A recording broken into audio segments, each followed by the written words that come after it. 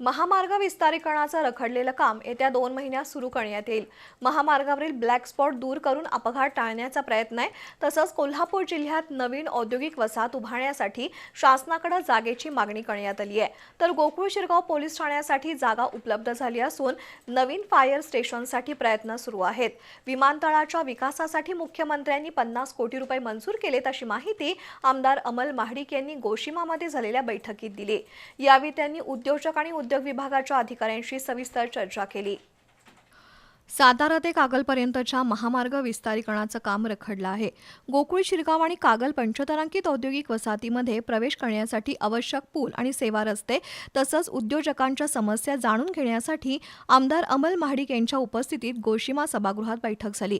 या बैठकीला राष्ट्रीय महामार्ग प्राधिकरणाचे अधिकारी, महाराष्ट्र औद्योगिक विकास महामंडळाचे अधिकारी आणि विमानतळ प्राधिकरणाचे अधिकारी उपस्थित होते। यावेळी अनेक उद्योजकांनी विविध प्रश्न मांडले। महामार्गाचं काम रखडल्याबद्दल तीव्र नाराजी व्यक्त झाली। तर आखाती युद्धाचा परिणाम भारतातील उद्योगांवर झाला असून सर्व कारखान्यांचा गॅस पुरवठा बंद झालाय। त्यामुळे उद्योग व्यवसाय बंद पडण्याची भीती काही उद्योजकांनी व्यक्त केली। महामार्गाचं काम बंद केलेल्या ठेकेदाराला ब्लॅकलिस्टमध्ये टाकून नवीन ठेकेदाराची नियुक्ती केली जाईल। येत्या वर्षभरात महामार्गाचं काम पूर्ण होईल अशी ग्वाही आमदार अमल महाडिक यांनी दिली। तर जिल्ह्यात आणखी एक औद्योगिक वसाहत उभारावी अशी उद्योजकांची मागणी आहे। त्यासाठी शासनाकडे प्रस्ताव पाठवला असल्याचं आमदार महाडिक यांनी सांगितलं। प्रत्येक उद्योजकांनी आपल्या कारखान्यांच्या परिसरात आणि औद्योगिक वसाहतीत वृक्ष लागवड करावी, हरित ऊर्जेला प्राधान्य द्यावं अशा सूचना त्यांनी केल्या। तसंच गॅसच्या सुरळीत पुरवठ्याबाबत जिल्हाधिकाऱ्यांशी चर्चा करून हा प्रश्न मार्गी लावण्याचा प्रयत्न करू असं आमदार महाडिक म्हणाले।